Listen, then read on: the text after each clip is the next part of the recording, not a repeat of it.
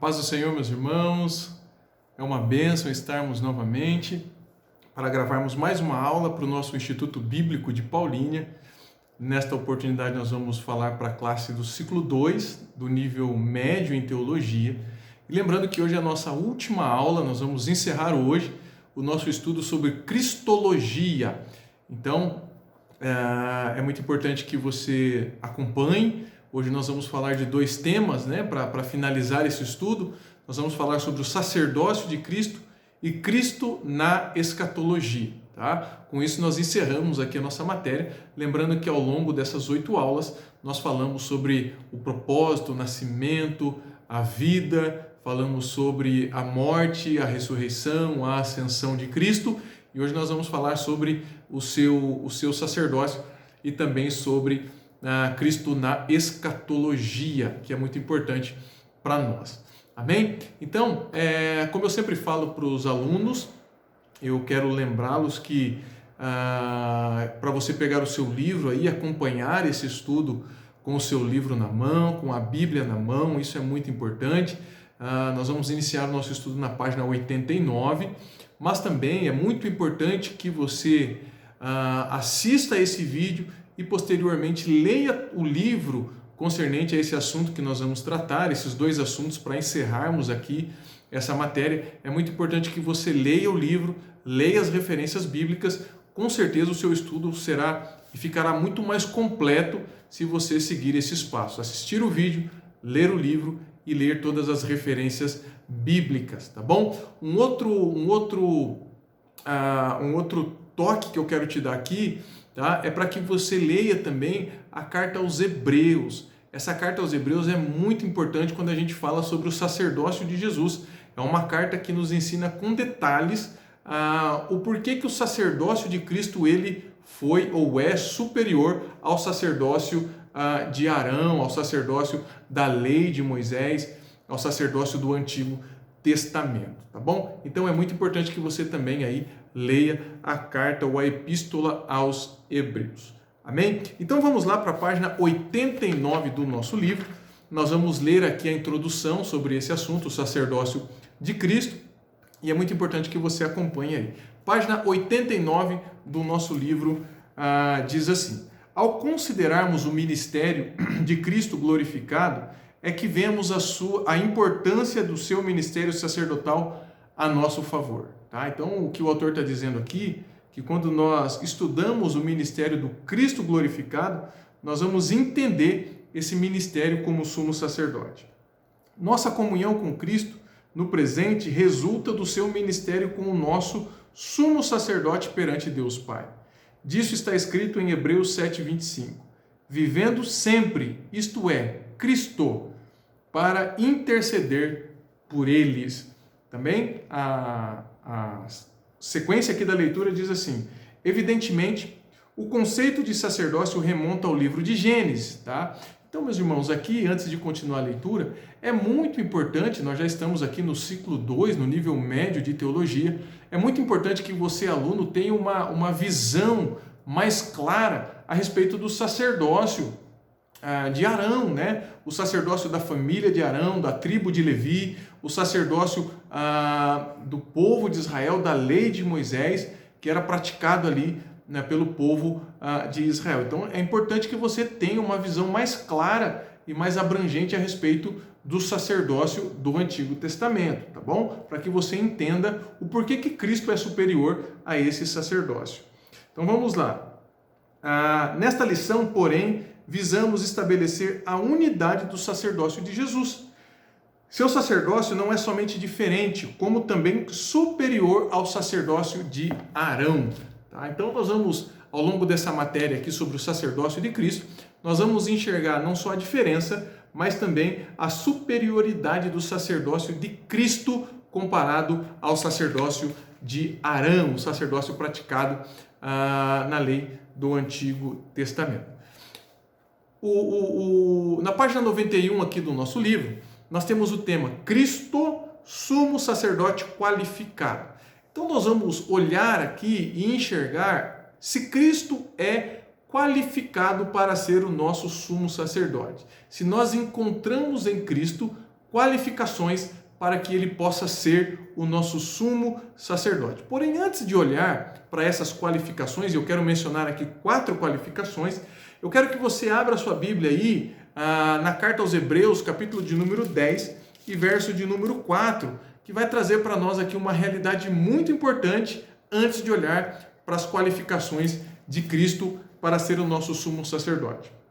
Diz assim, Hebreus 10 e 4. Porque é impossível que o sangue de touros e de bodes tire pecados. Então a primeira coisa que nós temos que observar aqui, e aí nós já olhamos para Cristo como superior, é que no Antigo Testamento, na lei de Moisés, eram oferecidos ali o sacrifício, o sangue de touros e de bodes, tá?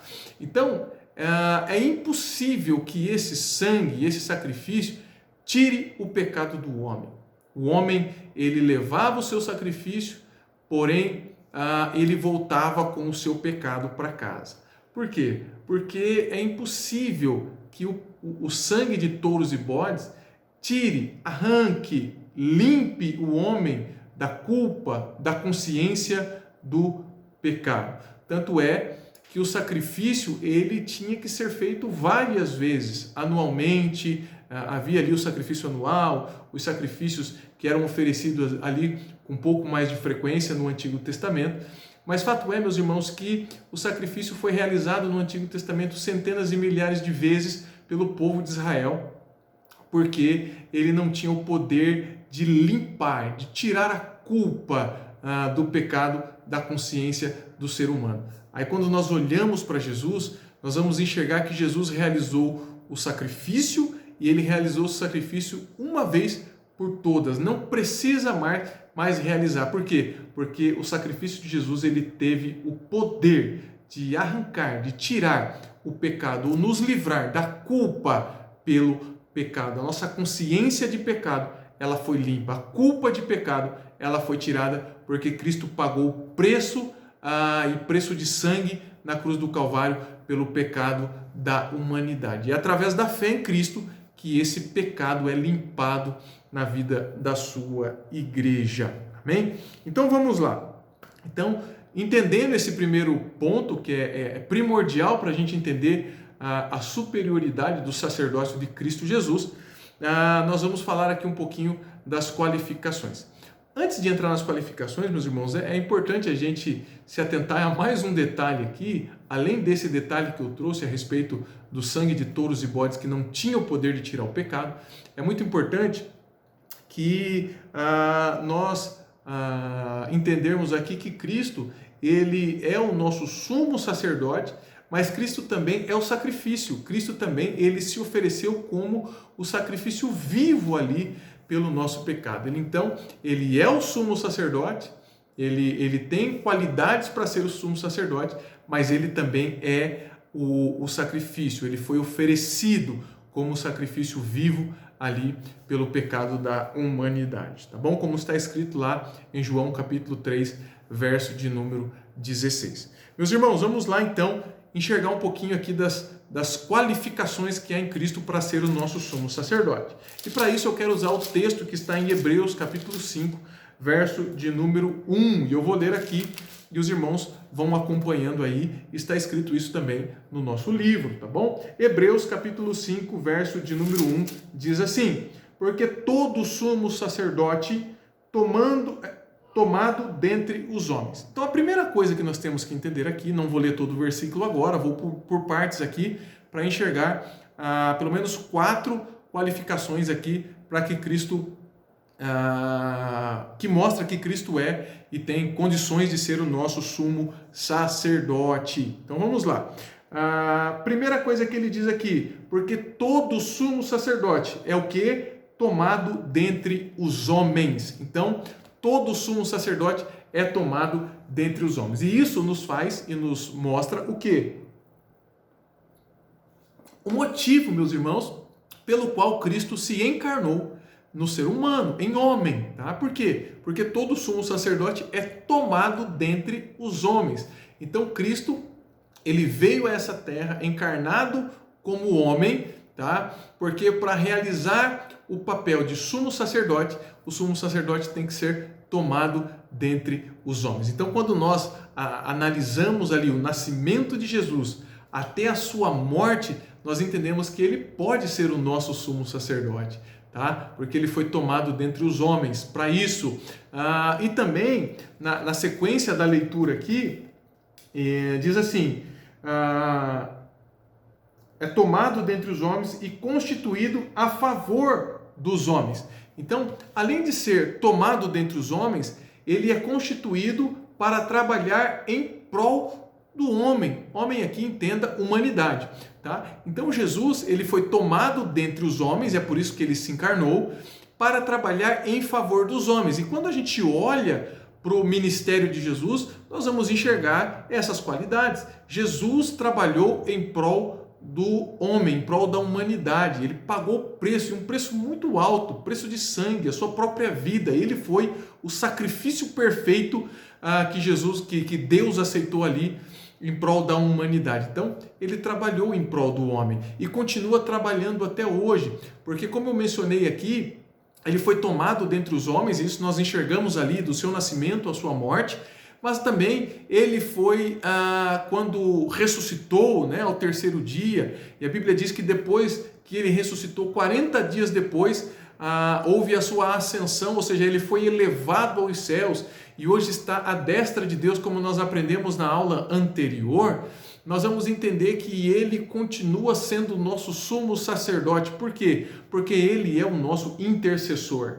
Então, ele foi tomado dentre os homens e continua trabalhando em favor dos homens. Ele é o nosso intercessor. Cristo intercede por nós. E esse era o papel do sumo sacerdote. Tomado dentre os homens, e aí quando nós lembramos aqui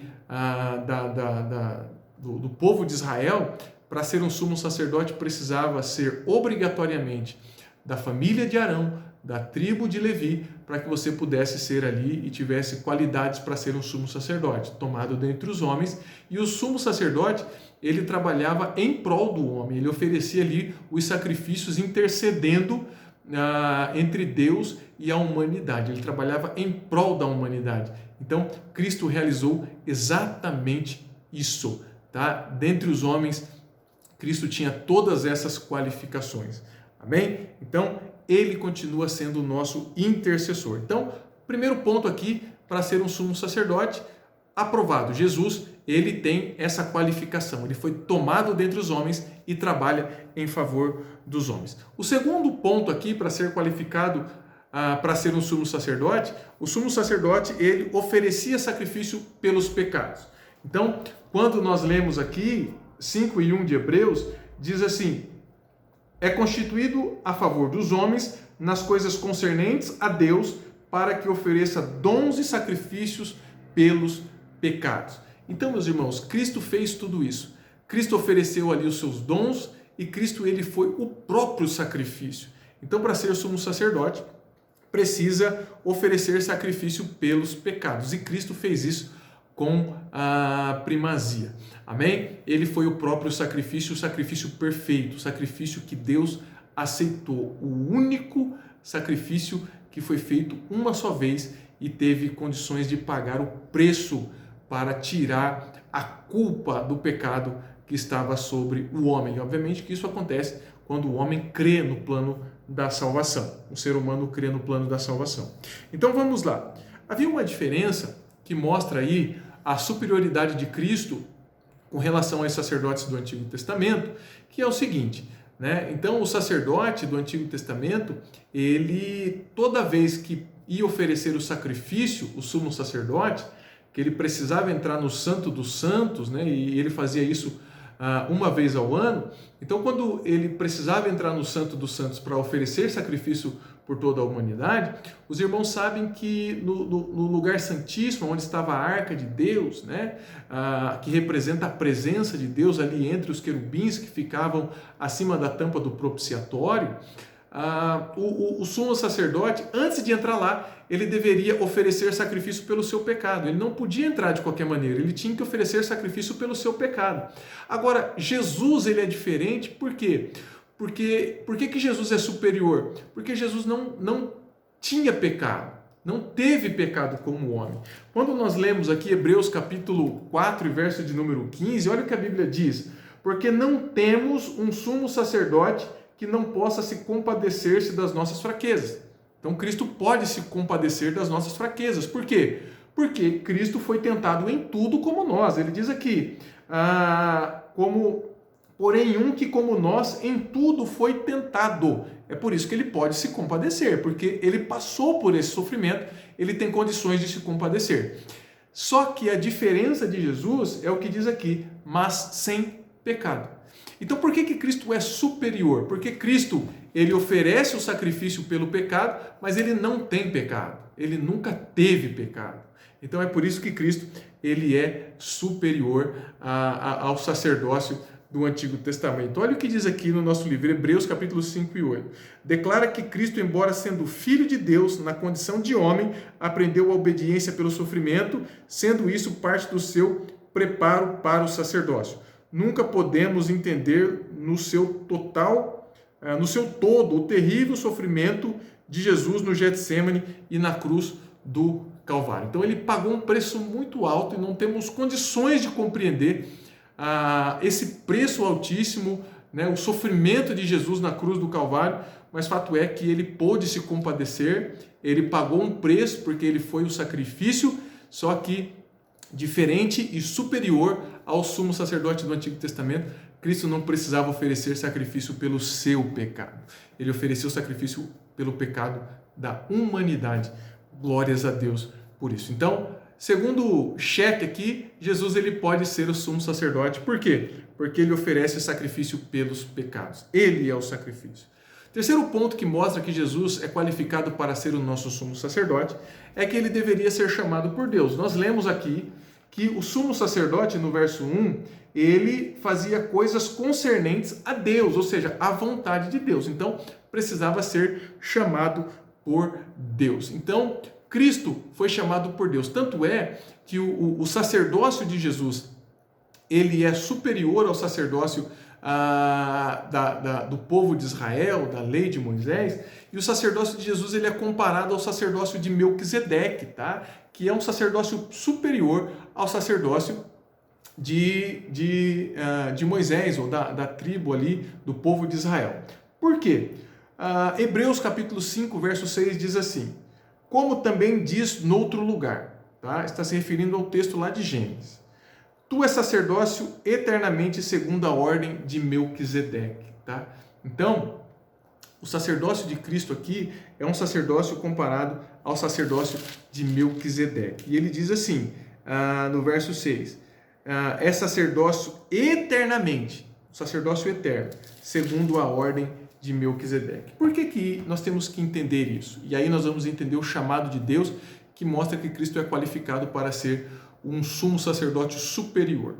É muito importante quando nós lemos lá em Hebreus capítulo 7, verso 1, mais uma referência, diz que ia ler bastante, estou lendo.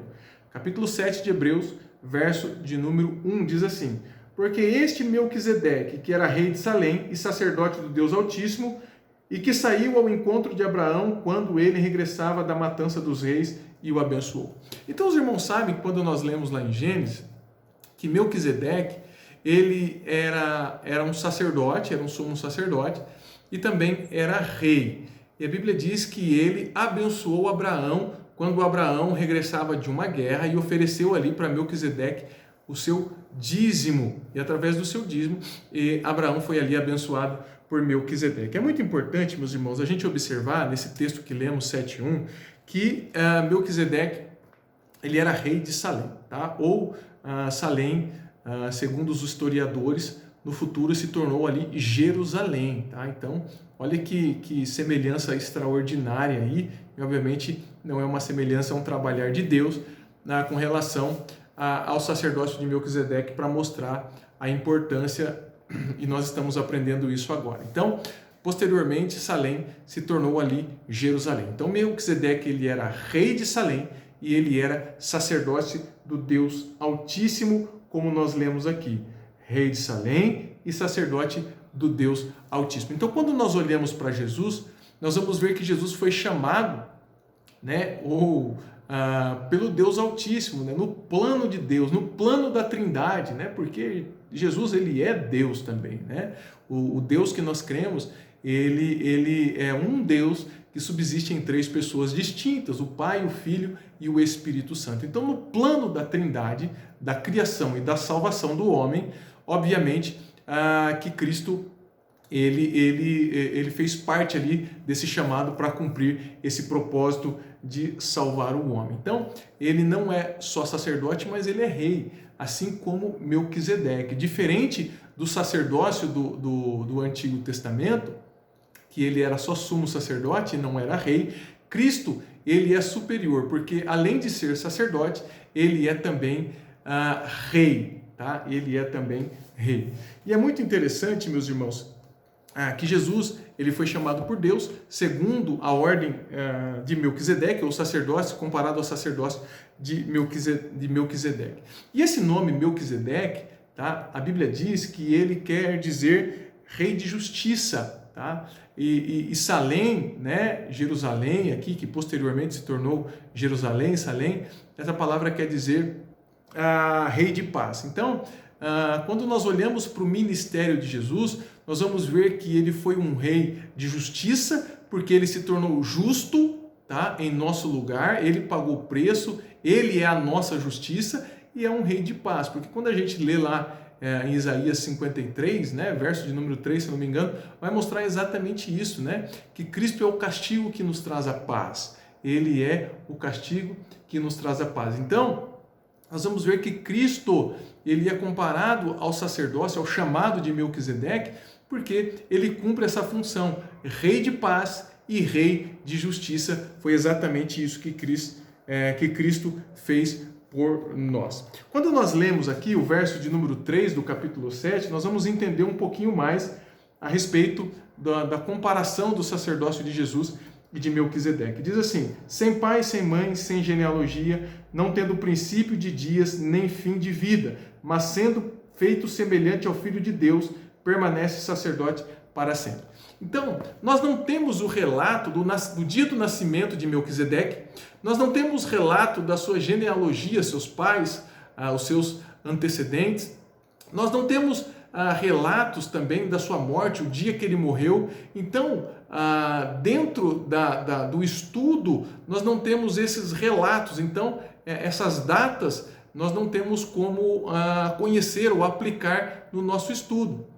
Então, por isso que é comparado com o sacerdócio de Jesus, porque Jesus também, nós não podemos colocar data para Jesus, porque ele é eterno, né? A eternidade passada de Jesus, ele não tem início de dias e ele não tem fim de dias. Então, é por isso que o sacerdócio de Cristo é comparado ao sacerdócio de Melquisedeque, tá? Por conta dessa semelhança. Como nós não temos o relato, tá? Do sacerdócio, do início do sacerdócio de Melquisedeque e nem dos seus antepassados, seu pai, sua mãe, nós não temos o relato disso, não temos o relato da sua morte, nós podemos comparar com o sacerdócio de Cristo, porque o sacerdócio de Cristo também é eterno, não tem início e nem fim de dias. É por isso que nós entendemos o chamado aí de Deus para o sacerdócio de Cristo.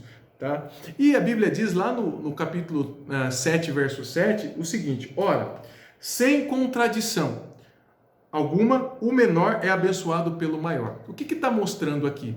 Que Melquisedeque, ele abençoou Abraão, então ele estava numa posição de superioridade à posição de Abraão. Então Abraão foi lá, ofereceu o dízimo, né, para o sacerdote, para o rei Melquisedeque, rei de Salém, e esse homem abençoou Abraão, então ele estava numa posição de superioridade. Então é por isso que o sacerdócio de Cristo, ele é comparado ao sacerdócio de Melquisedeque. Por quê? O sacerdócio de Melquisedeque é superior ao sacerdócio da família de Arão, do povo de Israel. Por quê? Porque a descendência do povo de Israel saiu de Abraão. Tá? Então tudo começou ali em Abraão. Tá? O chamado de Deus para formar o povo de Israel começou em Abraão. Então, se Melquisedeque abençoou Abraão, então a Bíblia nos mostra aqui que ele era superior, né? Ele teve condições de abençoar porque estava numa posição de superioridade. É por isso que o sacerdócio de Jesus também é comparado ao sacerdócio de Melquisedeque, tá bom? Por quê? Porque Jesus, ele é superior ao sacerdócio ali do Antigo Testamento, da lei de Moisés, tá bom? Então, mais um cheque aqui para Jesus, é por isso que ele pode ser o nosso sumo sacerdote. Amém, meus irmãos? E o último ponto aqui, eu disse que seriam 4 para mostrar que Jesus é o nosso sumo sacerdote. O último ponto desse tópico aqui diz assim: um homem compassivo. E aí eu quero ler um texto aqui com os irmãos, Hebreus capítulo 4, verso de número 14. E eu quero que você acompanhe essa visão, tá?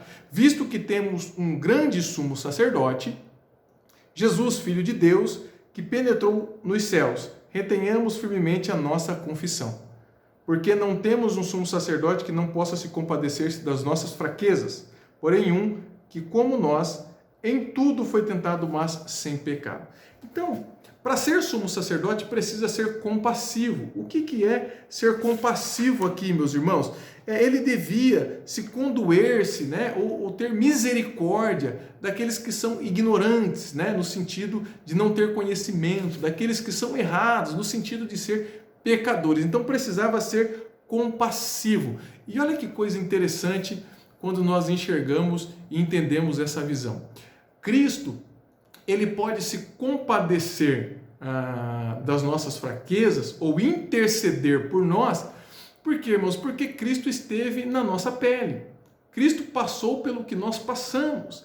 Cristo foi tentado em tudo. Então não há nada que Cristo não conheça com relação à tentação. É por isso que ele pode se compadecer. E o que é compadecer? É se colocar na posição, é se colocar no lugar, tá? Então Cristo, ele realizou tudo o que realizou e ele tem misericórdia de nós. Até hoje ele quer nos salvar através do seu sacrifício, é porque ele esteve no nosso lugar. Ele enfrentou o que nós enfrentamos, ele passou pelo que nós passamos. Ele sabe as dificuldades, as dores, os problemas que nós enfrentamos. É por isso que ele pode se compadecer. É por isso que ele pode ser o nosso sumo sacerdote. É muito interessante você observar isso e entender que Cristo, ele se colocou em nosso lugar. A cruz era para nós estarmos lá. A morte de cruz é nós que merecemos ela. Por quê? Por conta do nosso pecado. Mas ele tomou o nosso lugar. Ele se compadeceu, ele se colocou na cruz em nosso lugar. E por que ele fez isso, meus irmãos? Pelo seu olhar de amor e misericórdia pelos ignorantes e por aqueles que erram, aqueles que não têm conhecimento e aqueles que são pecadores. Ele entendeu a nossa incapacidade. Ele entendeu que não teríamos condições de estar naquele lugar para pagar o preço. E ele fez isso por nós. Então isso é muito lindo, isso é extraordinário. Ele pode ser o nosso sumo sacerdote, porque ele se ofereceu como sacrifício vivo, entendendo a nossa incapacidade. Isso é maravilhoso, porque nós aprendemos uma lição muito grande aqui. E que lição é essa? De não julgar o pecador, porque Cristo nos ensinou a amar o pecador. E como nós amamos o pecador? Tem muita gente que tem uma visão errada de misericórdia. Por exemplo, tem gente que ele olha, por exemplo, vamos dar o exemplo aqui de uma pessoa que está pedindo dinheiro lá no semáforo, está lá no sinal pedindo dinheiro. Então ele olha para aquela pessoa e ele diz o seguinte: olha, eu vou ter misericórdia dela. Aí vai lá e dá dinheiro para aquela pessoa no semáforo. E ele acha que isso, meus irmãos, é um ato de misericórdia, é um ato de se colocar no lugar. Não é. Tá? O que é se colocar no lugar? Tá? O que é um ato de misericórdia? Quando nós entendemos o que Cristo fez por nós. É muito mais profundo do que isso, porque senão o evangelho seria só filantropia, né? O evangelho seria um evangelho de contribuição social somente, tá? E o evangelho não é só isso. Não estou dizendo que ajudar pessoas não tenha valor, claro que tem, mas eu estou dizendo que o olhar tem que ser muito mais profundo do que isso, ou do que esse, tá? E qual que é o olhar que nós temos que ter? O mesmo olhar de Jesus. Por que Jesus pagou o preço pelos nossos pecados? Porque ele se colocou no nosso lugar e ele entendeu que nós não teríamos condições. Então ele estendeu a mão para nos abençoar. E é por isso que ele é o nosso sumo sacerdote. Então o que nós devemos fazer quando nós olhamos para um pecador. Porque é muito fácil olhar para uma pessoa, por exemplo, como eu dei aqui do semáforo, né, da pessoa que está pedindo dinheiro, ou de uma pessoa que perdeu um ente querido e falar assim, eu sei o que ele está passando. Você não sabe, porque você não está no lugar dele. Você talvez nunca enfrentou uma situação terrível de precisar pedir dinheiro no semáforo. Ou talvez você nunca perdeu uma pessoa próxima de você para enxergar a dor e o sofrimento que é perder alguém que você ama e que é muito próximo. Então, aonde está a profundidade? A profundidade, irmãos, está em enxergar além disso. Tá? Então, quando você olha, por exemplo, para uma pessoa que está num semáforo pedindo ajuda, você olha o contexto social, mas talvez você tenha que ter um olhar mais profundo. Você tem que olhar e enxergar o seguinte, olha, eu já estive naquela posição. Que posição? A posição de pecador. A posição de que talvez aquela pessoa está indo para o inferno. A posição de que talvez aquela pessoa não tenha Jesus. Talvez aquela pessoa que perdeu um ente querido, você olha, ela não tem Jesus, e aí você olha e diz assim, olha, eu estou vendo, ela está caminhando para o inferno, eu vou ter misericórdia dela, eu vou estender as mãos e eu vou oferecer o Salvador para ela, eu vou oferecer Jesus para ela, eu vou ter misericórdia dela, eu não aguento ver aquela pessoa indo para o inferno. Então é muito maior do que o contexto social, é olhar e enxergar a destruição espiritual que a falta de Deus e a falta de Jesus traz. Então você diz o seguinte, olha, eu já estive naquela posição, eu já estive numa posição de caminhar para o inferno, mas alguém teve misericórdia e me apresentou Jesus, e Jesus estendeu a mão e me salvou, ele se colocou no meu lugar. Então agora eu vou ter um olhar de misericórdia. É exatamente isso que Jesus fez, é exatamente isso que nós devemos fazer, é ter um olhar muito mais abrangente a respeito de Cristo Jesus. Amém, meus irmãos? Então aqui nós encerramos o pensamento, obviamente, que Cristo é o nosso sumo sacerdote, encerramos essa visão que Cristo tem as qualificações para ser o nosso sumo sacerdote. Então vamos lá. Mais um tema aqui, o texto 2 do nosso livro, na página 93, ele diz assim, sacrifício expiador de Cristo. Nós aprendemos o que é expiação. Então quando nós lemos aqui o sacrifício expiador de Cristo, nós estamos olhando para Cristo aqui como sacrifício, tá? Como sacrifício naquela cruz que se entregou. Então, o que é expiar? Expiar, meus irmãos, é cobrir a culpa. Expiar é o sacrifício oferecido ali para pagar o preço por algo, tá? É quando o criminoso ele não pode pagar o preço, então alguém vai lá como uma expiação, paga o preço no lugar do criminoso. Então, foi exatamente o que Cristo fez. Cristo, ele cobriu a nossa culpa. Cristo, ele expiou os nossos pecados, tá bom? Ele foi o homem, né? O Deus que pagou o preço pelo nosso pecado. Exatamente que isso é expiação, é cobrir a culpa. Então, quando nós olhamos lá para o livro de Levítico, nós vamos aprender um pouquinho sobre expiação, tá? Por quê? Porque, como eu já mencionei aqui para os irmãos, dentro da lei de Moisés, havia ali o sacrifício anual, tá? O sacrifício anual. E o que eu vou explicar aqui está muito bem explícito ali em Levítico, capítulo 16, do verso 1 até o verso 34, que diz o seguinte, então uma vez por ano, o povo de Israel, ele se reunia para o sacrifício anual e o sumo sacerdote, ele pegava ali 2 bodes, tá? E levava diante do altar de Deus. Um bode era imolado, tá? Um bode era imolado ou morto, para que o sangue dele fosse derramado. E o outro bode, que não era imolado, era conhecido como bode emissário. Esse bode carregava a culpa do ser humano, do homem ali, do povo de Israel, e eles soltavam esse bode no deserto, para levar, né, para que aquele bode pudesse caminhar para longe do povo e simbolizando que estava levando ou carregando ali, levando para longe o pecado do homem. Então, esses 2 bodes, um era imolado e derramava o sangue, e o outro carregava a culpa e ele era ali levado para o deserto para levar a culpa do homem, tá bom? Então, quando nós entendemos isso, nós olhamos para Cristo e nós entendemos que Cristo é o nosso sacrifício, porque isso deveria acontecer com os bodes todo ano, uma vez por ano. Só que Cristo, meus irmãos, pagou esse preço de uma vez por todas, tá bom? Então Cristo, ele é o bode expiatório, né, o bode imolado ali que derramou o seu sangue, e na cruz do Calvário Cristo derramou o seu sangue. Ele começou a derramar sangue lá no jardim do Getsêmani, quando a Bíblia diz que ele estava orando ali para Deus, agoniado, angustiado pelo sacrifício, por tudo aquilo que ele iria enfrentar, por carregar o peso nos seus ombros da humanidade. Tá? Então não era só a via dolorosa, não era só a chibatada, não era só a cruz de espinhos, mas era o peso, o pecado que ele ia carregar sobre os seus ombros.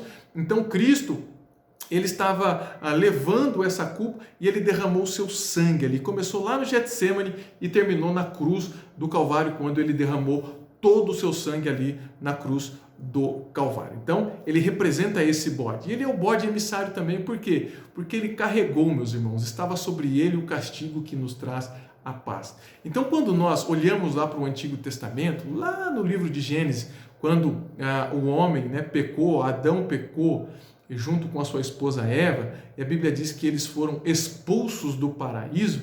Se você notar o que está escrito ali, você vai ver que quando o homem foi expulso, porque o homem não podia estar no paraíso, porque no paraíso ainda estava a árvore da vida, né?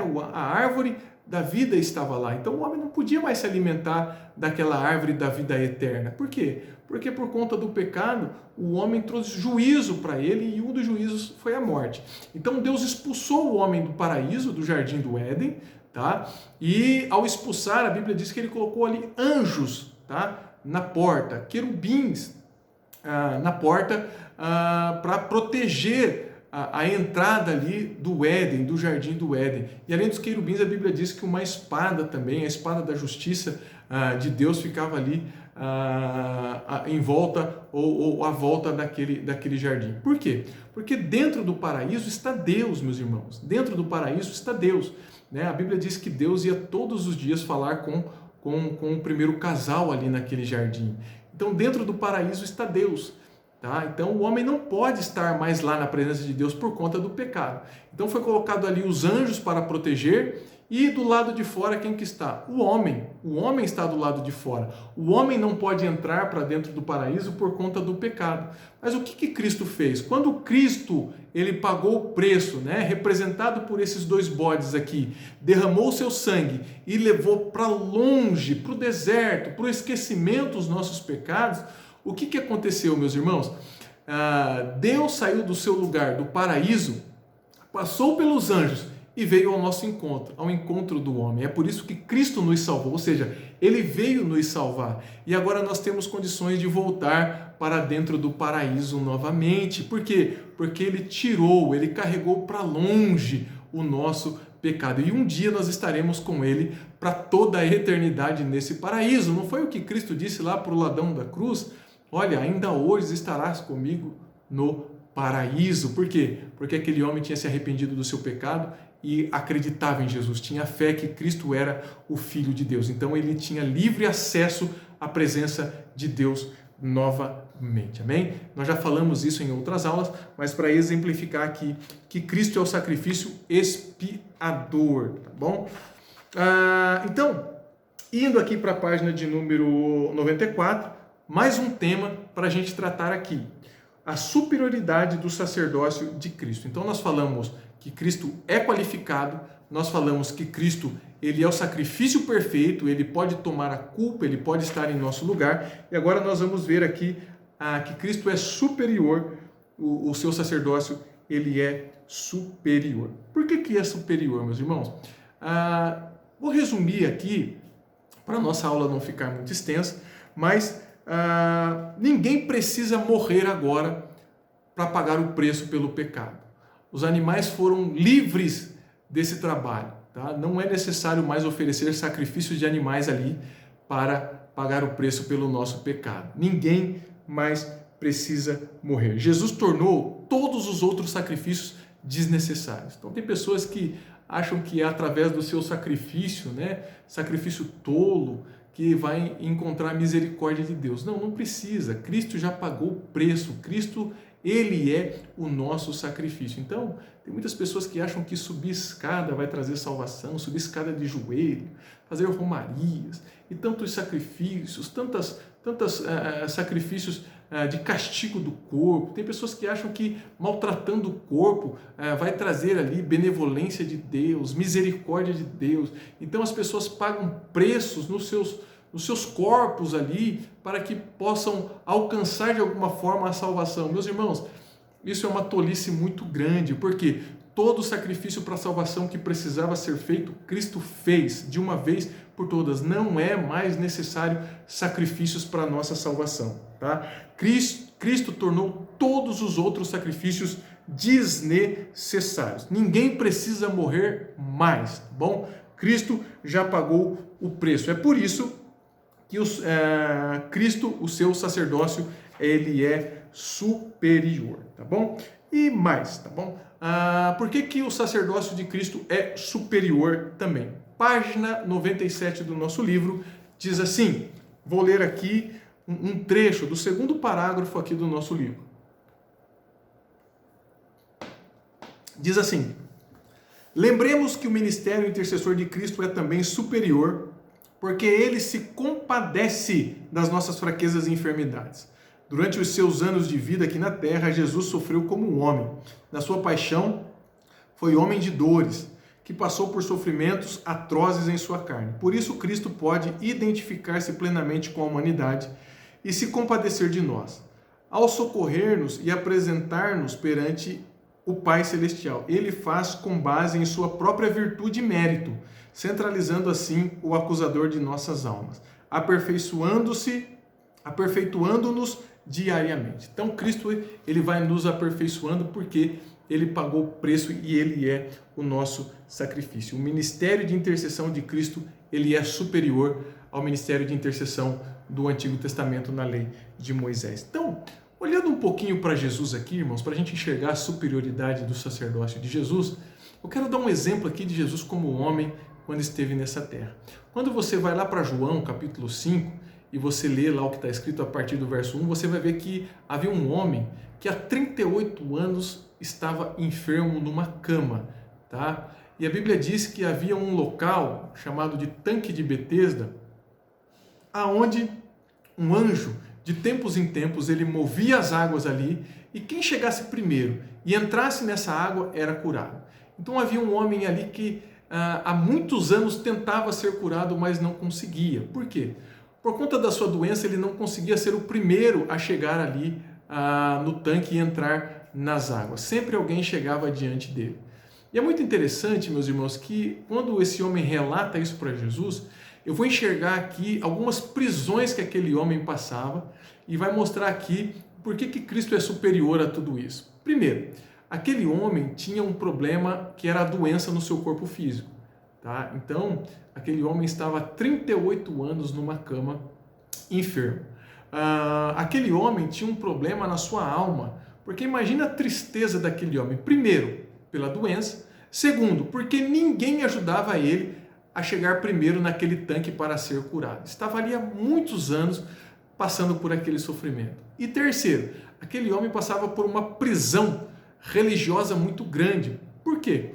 Porque, segundo a cultura, o anjo tocava na água e ao tocar na água e mover as águas, quem chegasse primeiro ali era curado. Então havia ali um ritual religioso que aquele homem estava preso há muitos anos.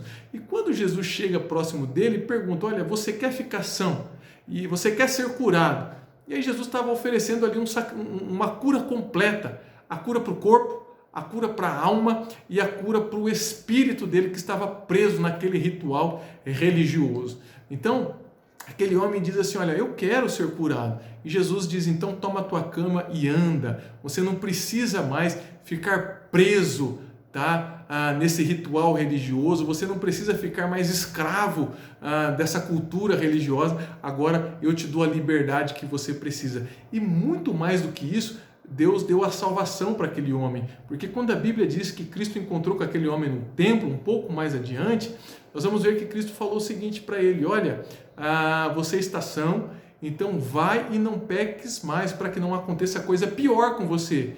Então Cristo perdoou aquele homem dos seus pecados, e ao perdoar aquele homem dos seus pecados, veio aí a cura para a alma, a cura para o espírito, a cura ali para o seu seu corpo físico também, e aquele homem agora ele podia ter um livre acesso ali a Deus por conta do perdão que Cristo realizou na vida daquele homem. Então, nós vamos ver aqui, irmãos, como o sacerdócio de Cristo é superior. Cristo, ele traz liberdade para o homem, liberdade para o homem. E isso é maravilhoso, isso é extraordinário para a vida da sua igreja. Então, o ministério de intercessão de Cristo, ele é superior, porque ele continua fazendo isso até hoje. Cristo tem cura para o seu corpo, para a sua alma, Cristo tem cura para o seu espírito, Cristo tem o perdão dos nossos pecados. E se nós crermos nisso, nós vamos ter essa liberdade maravilhosa que é poder contar com a intercessão de Cristo Jesus. Amém, meus irmãos? Então aqui a gente finaliza esse primeiro assunto, que é o sacerdócio de Jesus, e nós seguimos aqui a sequência do nosso livro e vamos entrar agora para o último assunto, e eu só quero pontuar esse assunto aqui, Cristo na escatologia. Como eu só vou pontuar aqui, meus irmãos, eu quero que você fique tranquilo que eu não vou cobrar isso em prova, tá bom? Esse assunto escatologia eu não vou cobrar em prova. Para nossa aula não ficar muito extensa, eu já estou aqui há mais de 45 minutos, pelo menos, gravando a nossa aula. Então, para a nossa aula não ficar muito extensa, eu vou só pontuar algumas coisas aqui sobre Cristo na escatologia. E o que é importante, meus irmãos? Nós falamos sobre todo o ministério de Jesus. Todo o ministério de Jesus, tá? Desde o seu nascimento até a sua ascensão, e agora falamos do sacrifício, do sacerdócio desse ministério. E é interessante que no livro aqui, a nossa introdução, ela diz assim, na página 99. Nas 9 lições que acabamos de estudar, enfocamos o trabalho de Cristo no passado e no presente, tá? Então nós falamos do passado e do presente. Agora consideramos as suas atividades no futuro. Para o crente em Jesus, o futuro reserva uma maravilhosa expectativa, a volta de Cristo sobre 2 aspectos. Então vamos lá. Então, pensando um pouco no futuro, no ministério de Jesus ainda, para as coisas que vão acontecer no futuro, a igreja tem que entender que nós vamos viver algumas coisas maravilhosas que estão reservadas para nós e no ministério de Jesus. E a primeira coisa maravilhosa que vai acontecer é a esperança da igreja. E a igreja, irmãos, tem que estar preparada para isso, a igreja tem que clamar por isso, é o arrebatamento da igreja, tá bom? É o arrebatamento da igreja. Então, a volta de Jesus para arrebatar a igreja vai acontecer. Antes de falar sobre o arrebatamento, nós temos que entender uma coisa aqui muito importante. Quando a Bíblia menciona sobre a volta de Jesus, a Bíblia diz que Jesus ele vai voltar, só que essa volta vai acontecer em 2 etapas. Tá? A primeira etapa da segunda vinda de Jesus, porque Jesus já veio como homem, mas ele vai voltar novamente. A primeira etapa dessa vinda, ela acontece no arrebatamento da igreja. E o que é arrebatar? É arrancar, tirar a força. Então o que vai acontecer com a igreja? A igreja ela vai ser arrebatada, ser tirada a força aqui da terra. E quando você lê lá em 1 Tessalonicenses, capítulo 4, verso de número 16, diz assim, dada a sua palavra de ordem, ou seja, quando chegar um momento, ouvida a voz do arcanjo e ressoada a trombeta de Deus, descerá dos céus e os mortos em Cristo ressuscitarão primeiro, depois nós, os vivos, que ficarmos, seremos arrebatados juntamente com ele nas nuvens, para o encontro do Senhor nos ares, e assim estaremos para sempre com o Senhor. Então, o arrebatamento da igreja acontece no momento propício, que só Deus sabe esse momento. Então, Cristo ele não volta à terra, mas ele vem até os ares, e a igreja será arrebatada e vai encontrar com Cristo nos ares, tá? Então, como que isso acontece? A Bíblia diz, eu estou resumindo aqui, tá, meus irmãos? Como eu disse, eu só vou pontuar como isso acontece. Primeiro os mortos, tá? Todos os mortos do Antigo Testamento, os mortos do tempo da igreja, os mortos dos tempos de Cristo aqui na terra, todos os mortos, todos aqueles que estiverem mortos e foram salvos em Cristo Jesus, eles vão ser arrebatados primeiro, né? O corpo deles vão ser transformados e eles vão ser arrebatados. Depois nós, Paulo diz, porque esperava que o arrebatamento acontecesse naquele período, e hoje eu espero que o arrebatamento aconteça na minha geração, então nós, os que estivermos vivos, seremos arrebatados, tá? Então, vai acontecer nessa sequência, o soar da trombeta, Cristo nos ares, a igreja sendo arrebatada, primeiro os mortos ressuscitarão, num corpo transformado e vão encontrar com Cristo, e depois os vivos, a igreja que está aqui na terra, nós que estivermos vivos, nos encontraremos com Cristo nos ares e também num corpo transformado. O que é esse corpo, meus irmãos? É um corpo imortal, é um corpo incorruptível, né? Como eu sempre brinco quando eu dou aula de escatologia, o nosso corpo hoje ele é corruptível, né? Ele vai se destruindo, né? Por quê? Porque nós vamos envelhecendo, nós vamos nos corrompendo, né? Então, há 10 anos atrás eu tinha cabelo, eu sempre falo isso, né? E hoje eu não tenho, né? Estou perdendo os meus cabelos. Por quê? Porque o nosso corpo ele vai sofrendo a ação do tempo, né? Então, nós vamos nos tornar um corpo incorruptível. Essa natureza destruidora não vai ter mais poder sobre o nosso corpo. A natureza física, né? Essa natureza que nós estamos aqui na Terra, né? A gravidade, tudo que é concernente à natureza, não vai nos limitar mais, tá? Então nós vamos ter ali um corpo imortal e um corpo incorruptível, já não mais sujeito às leis naturais ou da natureza, tá bom? Então isso é muito importante. Então quando acontecer o arrebatamento da igreja, logo após o arrebatamento, nós entendemos que a igreja ela vai passar pelo tribunal de Cristo, tá? E o que é o tribunal de Cristo, irmãos? A igreja vai se apresentar diante de Cristo, tá? E vai passar por um tribunal. O que é esse tribunal? Nós entendemos que a salvação é pela fé, tá? Não pelas obras.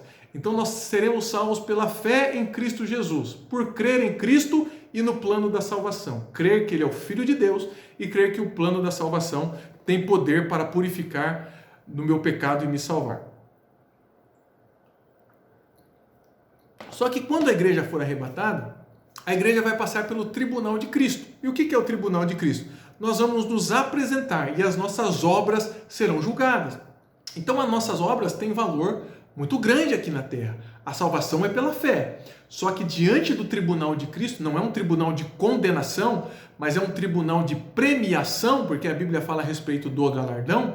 Então nós vamos ser premiados de acordo com a nossa obra aqui na terra, tá? Então diante do tribunal será um julgamento do trabalho cristão feito para Deus. Então tudo que nós realizamos aqui na terra, que glorifica o nome de Deus, que exalta o nome de Deus, nós entendemos que vai ter um valor muito grande. Por quê? Porque nós vamos receber o galardão no céu diante do tribunal de Cristo, tá? Será um julgamento da nossa conduta aqui na terra, tá? Será um julgamento do tratamento dispensado aos irmãos da fé. O que nós fizemos pelo próximo, tá bom? Então, a salvação é pela fé. Agora, diante do tribunal de Cristo, nós vamos ser julgados. As nossas obras serão julgadas diante de Deus, para que nós possamos receber ali o nosso galardão.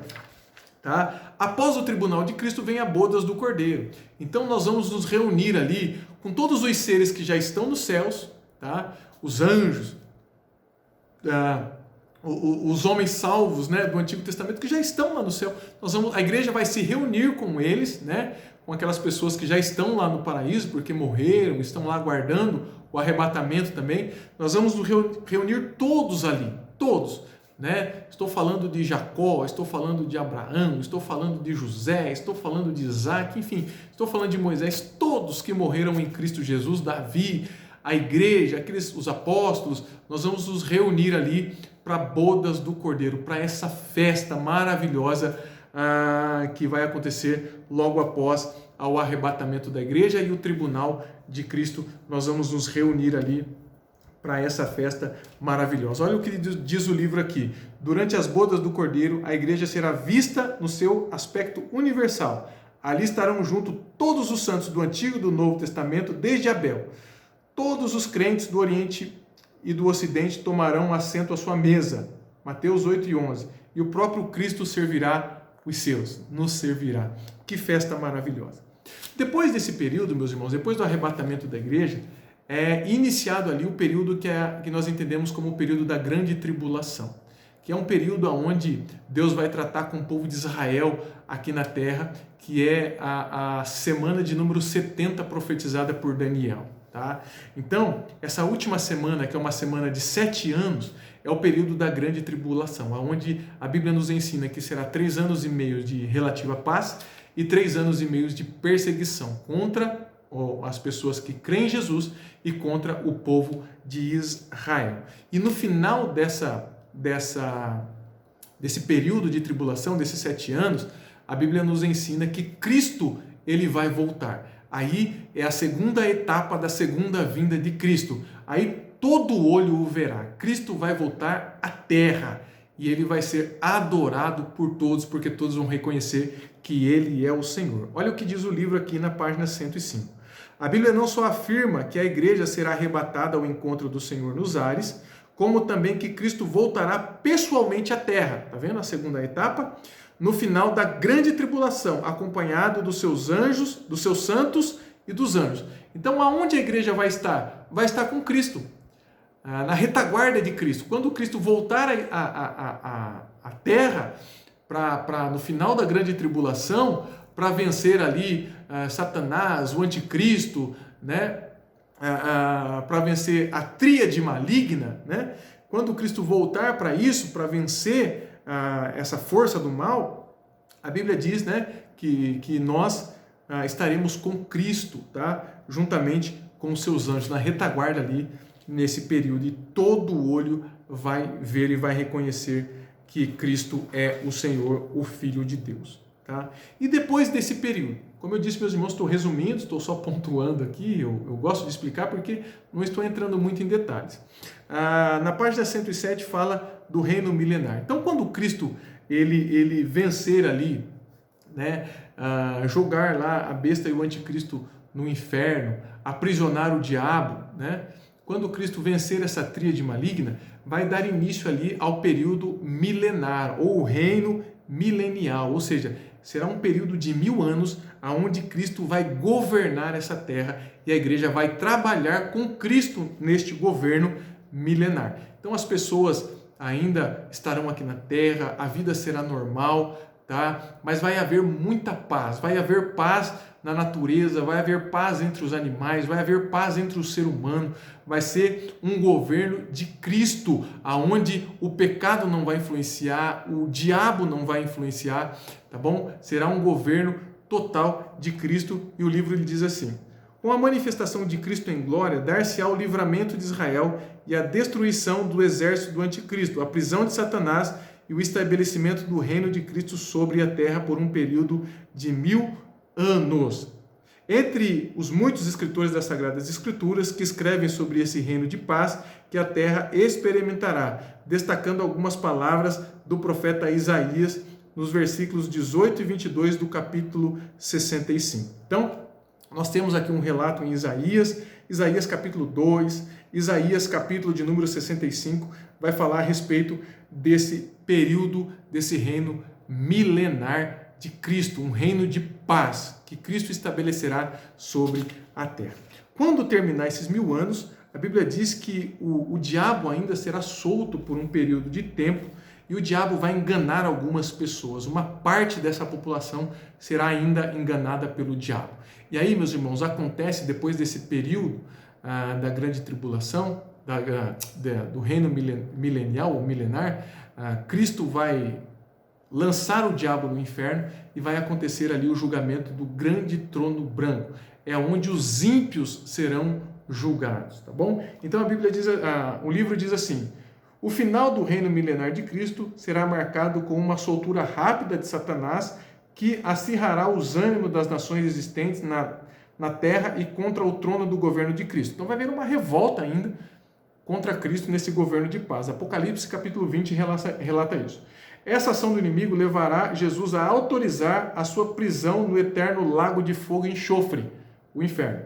Logo após, terá lugar nos céus o juízo do grande trono branco, descrito em Apocalipse capítulo 20, do verso 11 ao verso 15, tá bom? Então aí, esse juízo do trono branco, ou julgamento do trono branco, Cristo será o juiz, e a igreja estará com Cristo ali, participando desse julgamento, mas Cristo será o juiz e é o julgamento dos ímpios, é o julgamento para condenação.